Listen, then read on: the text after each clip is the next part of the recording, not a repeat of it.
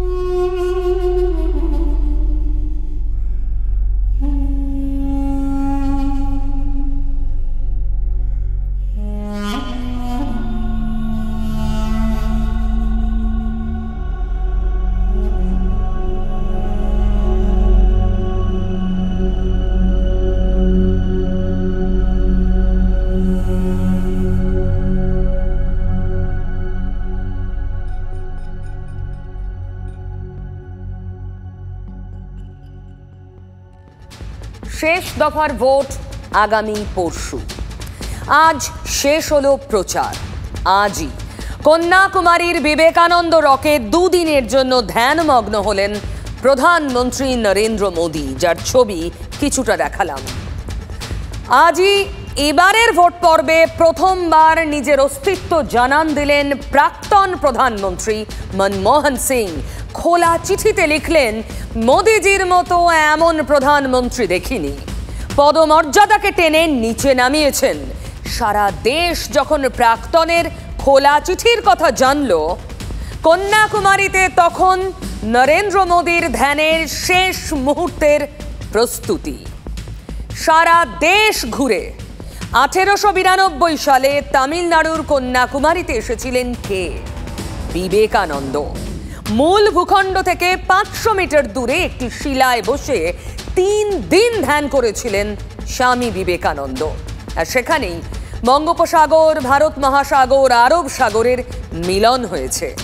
সেই ধ্যান মণ্ডপমে ধ্যানে বসেছেন প্রধানমন্ত্রী।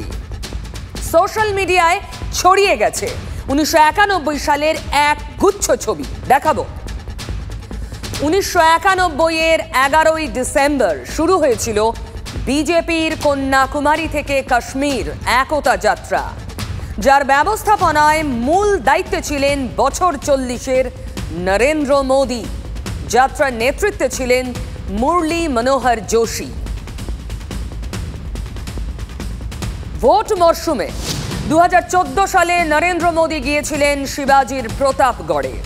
2019 লোকসভা ভোটের সময় ধ্যানে বসেছিলেন কেদারনাথে। এবার কন্যাকুমারীতে প্রধানমন্ত্রীর ধ্যানের কথা জানার পর থেকেই কাড়া না কাড়া বাজিয়ে ময়দানে নেমে পড়েছে সব বিরোধীরা, যেন তারা ধ্যান ভাঙিয়েই ছাড়বেন। গতকাল দুবার মুখ খুলেছেন মমতা বন্দ্যোপাধ্যায়। দিন কয়েক আগে প্রধানমন্ত্রী বলেছিলেন, জৈবিক প্রক্রিয়ায় তার জন্ম হয়নি, তিনি ঈশ্বর প্রেরিত দূত। সে কথাও টেনে এনেছেন মমতা ব্যানার্জি। তার সুরে সুর মিলিয়েছে অন্য বিরোধীরাও। যেই প্রচার হয়ে যাবে চালাকিটা বুঝুন। প্রচারের 48 ঘন্টা যে খালি থাকে ভোটের 48 ঘন্টা, তখন উনি সমুদ্রের পাশে বসে এবারে নাকি নিঃশ্বাস নেবেন ক্যামেরার সাথে। সেই জায়গাটা নিয়ে উনি ধ্যান করে, উনি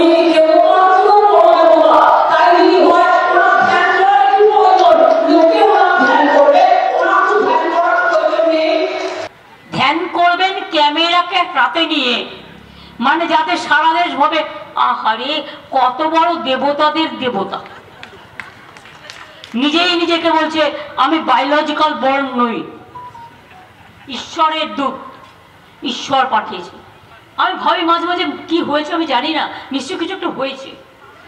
না না পাগল টাগল কেন বলবো, এগুলো ছোট কথা, চিপ কথা, এগুলো আমি বলছি না। কিছু একটা হয়েছে, হেরে এমন ভূত হচ্ছে আমার মনে হয় রিপোর্ট খারাপ, রিপোর্ট কার্ড খুব খারাপ হচ্ছে, সেই জন্য যা ইচ্ছে তাই বলে ফেলছে। আগে একটা গুয়া বেছে নিন, আর নাহলে ফকিরের ঝোলা তুলে নিন, কারণ 2004-এর পরে আর মোদীকে প্রধানমন্ত্রী হতে হচ্ছে না। উনি এখন ওই জন্য ধ্যানে প্র্যাকটিস করছেন। বিরোধীদের এক কথা, ধ্যানের ছবি দেখানো যাবে না, তাতে ভোটে প্রভাব পড়বে। প্রধানমন্ত্রীর ধ্যানমগ্ন হওয়ার ছবি টিভিতে দেখানো যাবে না দাবি নিয়ে নির্বাচন কমিশনে ছুটেছে সিপিএম, কংগ্রেস। আজও বলেছেন মুখ্যমন্ত্রী। পাল্টা টিপ্পনি বিজেপিরও। কিছু একটা পেলেই হলো। রাজনীতিকদের নারদ নারদ খেলা শুরু হতে সময় লাগে না। চেয়ারের একটা সাংবিধানিক রীতি আছে, চেয়ারের একটা দাম আছে।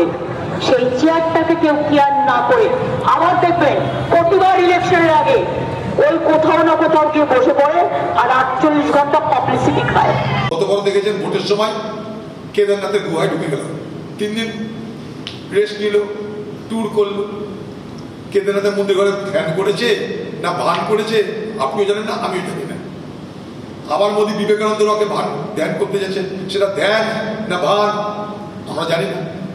যেটা 48 ঘন্টা সব পাবলিসিটি বন্ধ, আজ সন্ধ্যে 6টা থেকে পরশুদিন ইলেকশন চলা পর্যন্ত। তাহলে আপনি ধ্যান করবেন, ধ্যান করুন কিনা, কেউ তো বারণ করেনি। ক্যামেরার সাথে নিয়ে কেন, ক্যামেরার সাথে নিয়ে কেন? না, মুখ্যমন্ত্রী মামলা করুন না, ক্যামেরা বন্ধ করে নিন না, উনিও পাশে গিয়ে ধ্যানে বসে পড়ুন না, অসুবিধা তো কিছু নেই। ভারত মাতার যাকে ইচ্ছা হবে প্রথম দর্শন দিয়ে দেবেন তাকে। আমরা তো বলছি ঠিক আছে, আপনি যদি দেবতাদের দেবতা হন আসুন, কোথায় চাই বাংলায় আমি দিয়ে দেবো, একটা ছোট্ট মন্দির করে দেবো, কত আর লাগবে। মোদী ভারতবর্ষের সব থেকে বেশি খবর পিপাসু রাজনৈতিক ব্যক্তিত্ব, তাই ভোটের প্রচার শেষ, কিন্তু মোদীর প্রচার শেষ হবে না। কখনো কেদারনাথে, কখনো প্রতাপগড়ে, কখনো কন্যাকুমারিকায়। ভালো, সেটা ভালো। দেশটা কিছুটা বিপদ থেকে বাঁচবে, দেশের অর্থনীতি বাঁচবে, বেকার ছেলেমেয়েরা ভবিষ্যৎ দেখতে পাবে, দাঙ্গা হাঙ্গামা থেকে বাঁচবে দেশটাকে।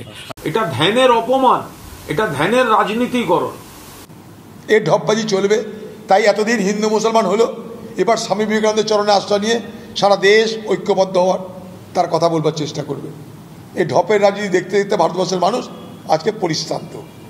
রোজ আমরা মন্দিরটার মধ্যে আপনি যাতে আপনাকে সবাই দেবতার দেবতা মানতে পারে, একটু একটু নকুলচণ্ডী দিয়ে দেবো, একটু বাতাসা দিয়ে দেবো,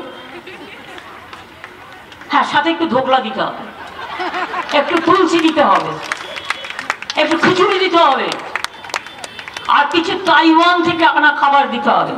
ওনার যা প্রতিভা, মানে ধ্যানে উনি নরেন্দ্র মোদীর থেকে এগিয়ে যাবেন এবং এসে বলেও দিতে পারবেন যে ভারত মাতা কিভাবে চুল আছড়া ছিল সেটাও হয়তো উনি দেখেছেন। আচ্ছা, রাজনীতি তো বলতে শুরু করেছে, ধ্যান কি শুরু হয়েছে? চলুন কন্যাকুমারীর বিবেকানন্দ রকে, যেখানে অপেক্ষা করছেন সুরভি শর্মা, আমার সহকর্মী, আমার নেটওয়ার্কের সহকর্মী। सुरभि, ये ध्यान पर्व क्या शुरू हो गया, जरा दिखाएंगे हमें, कैसा दिख रहा है?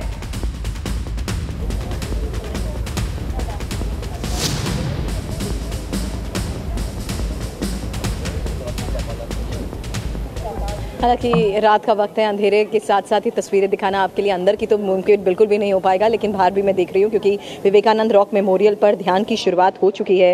और ये ध्यान साधना को देखते हुए ही आज शाम का वो वक्त था जब हमने देखा कि 6-6:30 बजे प्रधानमंत्री खुद यहाँ पर पहुँचे।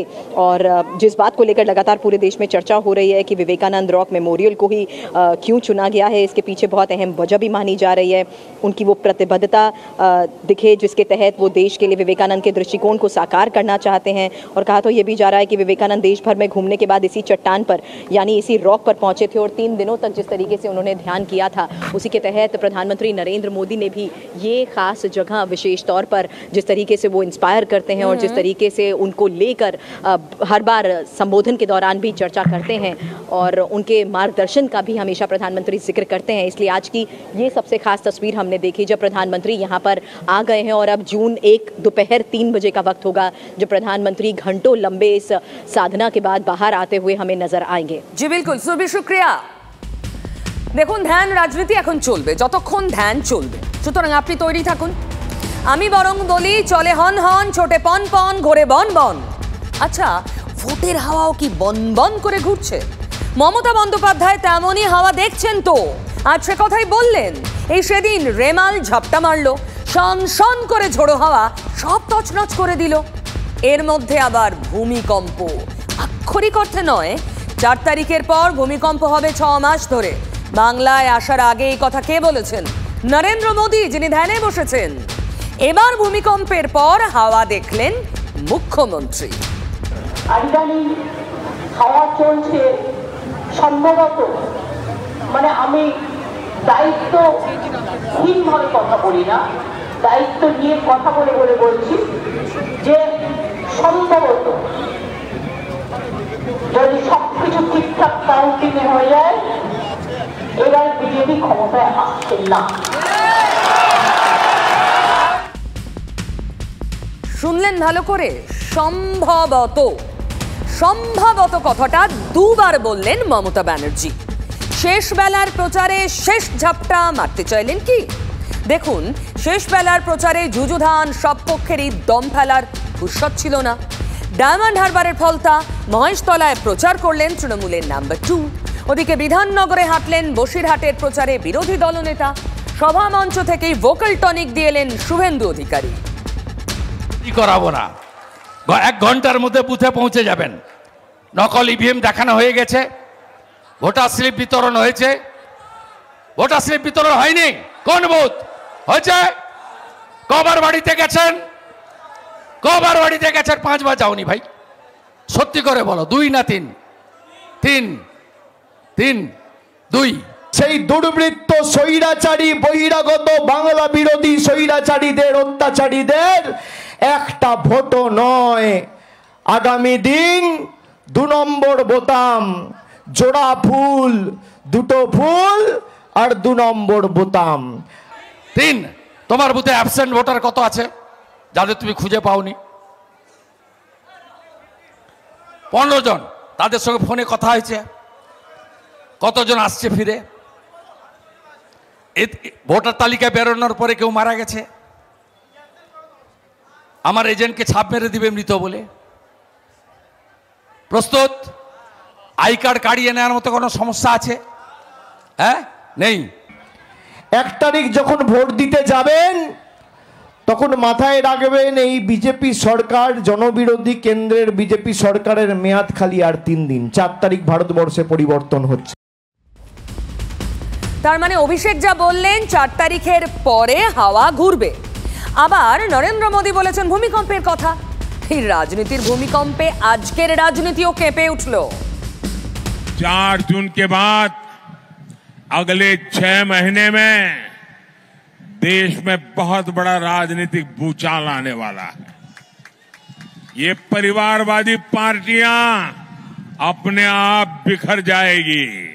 ये बात जरूर मोदी को याद रखना चाहिए, आप इससे डर रहे हैं। মুক্ত কর ভাই, মুক্ত কর ভাই। আরে বলছেন না কেন? মুক্ত কর ভাই। कि हम लड़ सकता है, हम जिंदगी दे सकता है, हम लड़ेंगे, हम करेंगे, हम मरेंगे, लेकिन हम डरेंगे नहीं। हम कावर्ड नहीं है, हम काफिर नहीं है। কর ভাই, আপনা মাঝে নিজেকে ধরো, নিজেকে করো জয়। মুক্ত কর ভাই, मुक्त कर भाई। अरेस्ट करेगा, अभिषेक को अरेस्ट करेगा। अरे करो ना, कितना अरेस्ट करने का, कितना कारागार है, कितना जेल है, करके तो देखो। ঝড় তো উঠবেই, আর সেই ঝোড়ো হাওয়া ধরার চেষ্টায় ব্যস্ত বাংলার রাজনীতিকরা।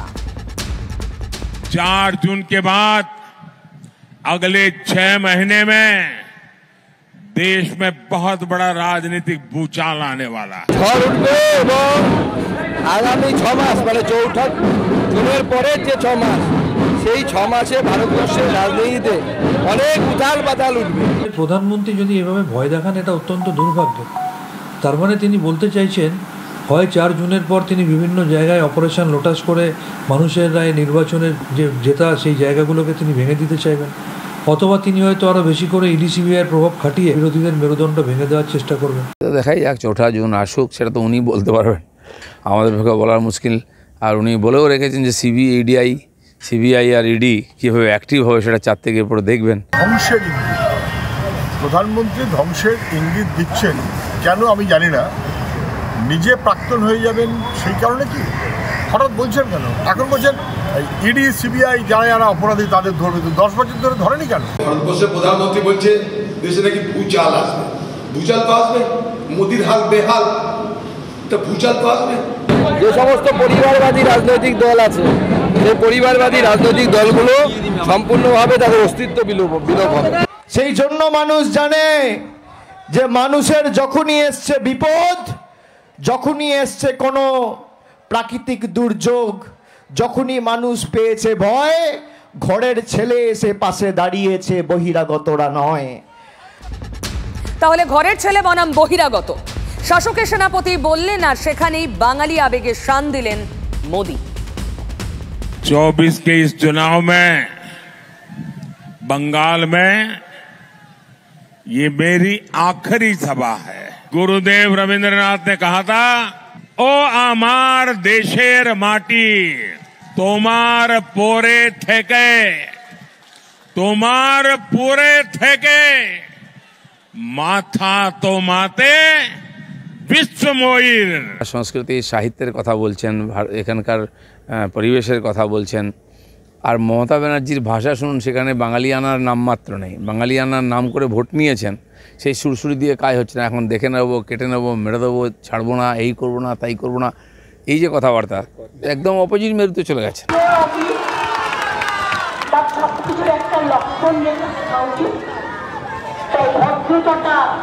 আমরা মেনটেন করি, দেশের মূল্যবৃদ্ধি আকাশ ছোঁয়া, নোটবন্দির নামে কালাধন আনবে বলে কাউকে দেয়নি, মিথ্যে কথা বলছে, বিনা পয়সায় রেশন দিচ্ছে, সব আমরা দিচ্ছি। ভূচাল আসবে, কারণ মোদির হাল বেহাল সারা দেশ জুড়ে। তাই বাংলায় তাকে পড়ে থাকতে হচ্ছে ভোটের জন্য। কেমন মোদির হাল বুঝুন। इस बार पूरे हिंदुस्तान में द बेस्ट परफॉर्मिंग स्टेट कोई होगा तो पश्चिम बंगाल होने वाला है। আর বাংলা বিহার ইউপিতে হেরে আপনি বাংলায় সব সিটেও যদি যেতেন, আপনি গভর্নমেন্ট তৈরি করতে পারবেন? ব্যাপারে কিছু বলছে না, শিক্ষার ব্যাপারে বলছে না, স্বাস্থ্যের ব্যাপারে বলছে না, রাস্তা, রেল লাইন, এয়ারপোর্ট, এয়ারলাইন্স, আমাদের ছেলে মেয়েদের ভবিষ্যৎ, দেশের ভবিষ্যৎ, সেসব নিয়ে কিছু বলছে না। রোড শো করছেন, কেউ পেছনে নেই, একা হেঁটে চলে যাচ্ছেন, কোথাও ভিড় হচ্ছে না সভাতে, তো খেপে খেপে গিয়ে উল্টোপাল্টা বকছেন। এখন শেষ পর্যন্ত কেবল কলকাতা আশপাশটা বাঁচাবার চেষ্টা করছেন, বাকি সব হাতের বাইরে চলে গেছে। কাউকে 3 কোটি, কাউকে 6 কোটি, কাউকে 3 লাখ, কাউকে 6 লাখ দেবে। এত মিথ্যে কথা বলার ধরন আমি আগে কোনো প্রধানমন্ত্রীর কাছ থেকে আশা করিনি, সব শুনেনি। আজ শেষ দিনে নিজের কেন্দ্রেই প্রচারে ব্যস্ত থাকলেন অভিষেক বন্দ্যোপাধ্যায়। সেখানেই তো বললেন, এখানে তো দেখছি সবুজ আবির মেখে বসে আছে, এখন থেকেই সবুজ আবির মেখে বসে আছে। আজকেই সবুজ আবিরটা স্টকে রাখো, 4 তারিখে সারা বাংলা, সারা ভারতবর্ষ সবুজময় হতে চলেছে। 4 তারিখে আবিরের রং সবুজ হবে। ওদিকে আবার বসিরহাটে ভোকাল টনিক শুভেন্দু অধিকারীর। গেরুয়া আবির ওড়াতে দিলেন নির্দিষ্ট পরামর্শ। সাথে আজ রাত্রিও জাগবো, কাল রাত্রিও জাগবো, শুধু স্ট্রং রুমে পৌঁছে দেন, বাকি দায়িত্ব আমাদের। বাকি দায়িত্ব আমাদের। ইভিএম বদলানোর সুযোগ নেই। কাউন্টিং এ প্রথমে দেখে কেউ কিছু চিন্তা ভাবনা করবেন না। মনে রাখবেন একটা পার্লামেন্ট ইলেকশনে 7টা সিট থাকে। ওরা 4টে ইলেকশন কমিশন তো ওদের আন্ডারে। আমি তাকে সম্মান জানিয়ে বলছি, ওরা বিজেপি সিটগুলো আগে গণনা খাবে। আমি ইলেকশন এজেন্ট এবং সভাপতিকে বলবো, প্যাকেটের মধ্যে কন্ট্রোল ইউনিটের নাম্বার দিয়েছে, যদি কোনো বুথে নাম্বার না মিলে ভোট চালু করতে দেবেন না। আমার 7টা পার্লামেন্ট অ্যাসেম্বলি কনস্টিটুয়েন্সি, একটা পার্লামেন্ট, কিন্তু যে 3টে আমি হ্যাভক ভোটে জিতছি সেটা দেখাবে না। এখানেই শেষ? আরও আছে। আগের 6 দফায় ভোটে তেমন বড় অশান্তির ঘটনা ঘটেনি, সেখানে কৃতিত্ব কমিশনের, আর কৃতিত্ব কেন্দ্রীয় বাহিনী, সেটা নিয়েও চলল। হবে না, কেন্দ্রীয় পুলিশেরাও রেডি, লাঠিতে তেল মাখাচ্ছে। আসুন আমার সাথে লড়াই করতে। আপনার কাছে ইডি আছে, সিবিআই আছে, অঙ্ক আছে, জিতবো। অনেকে শুয়ে গেছে, আপনি আজ রাত্রি থেকে দেখতে পাবেন না। বাদল মিত্র আর খালেক ছাড়া আমার ধারণা আর কাউকে দেখতে পাবেন না। আমি আর নাম বলছি না আজকে। এর মধ্যে শকত মোল্লাকে টানাটানি করতেই অনেক উইকেট বোল্ড হয়ে গেছে। আপনার কাছে অর্থ আছে, টাকা আছে, পয়সা আছে, আধা সামরিক বাহিনী আছে, নির্বাচন কমিশন আছে। কেন্দ্রীয় বাহিনী চমকানোর কাজ করে না, কেন্দ্রীয় বাহিনী মানুষকে আস্থা যোগাচ্ছে, ভোট দেবার কথা বলছে। আমার কাছে সাধারণ মানুষ আছে, খেটে খাওয়া মানুষ আছে, আপনি পারবেন না আমাকে হারাতে। তাহলে দিনের শেষে হাসবে কারা? তো 4 তারিখের পরে এই মাঠে এসে যাতে 2টো করে লাড্ডু খাওয়াতে পারি, একটা মোদিজিকে 3য়বার প্রধানমন্ত্রী করার জন্য, আর একটা শক্তি স্বরূপা বোন। ও একা নয়, হাজার হাজার আন্দোলনকারীর প্রতিনিধি। করতে হবে। খুঁটি পুজোটা আজকে মহেশতলায়, খুঁটি পুজো বলবো না, উদ্বোধন করে দিয়ে গেলাম। খুঁটি পুজো তো ব্রিগেডে হয়েছিল, উদ্বোধন। এখনই কি হবে? সপ্তমী, অষ্টমী, নবমী, দশমী, আর দশমীর দিন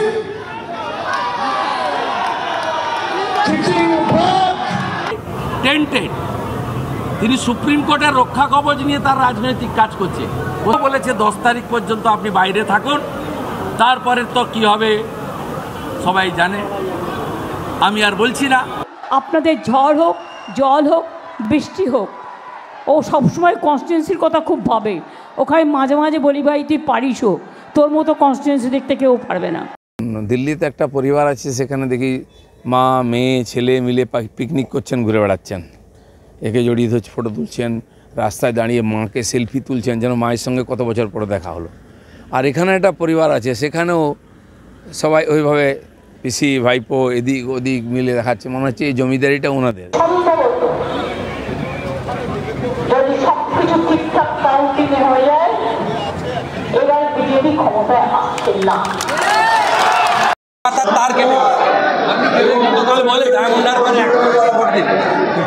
গতকাল বলছে ডায়মন্ড হারবারে 1 নম্বর অভিজিৎ দাস, ও নিজেই বিজেপিকে ভোট দিতে বলছে। তৃণমূল কংগ্রেস চিহ্নে 1 নম্বর চিহ্নে।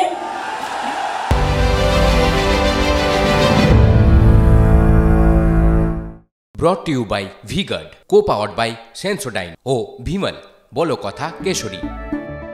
Associate sponsor Ultratech Cement.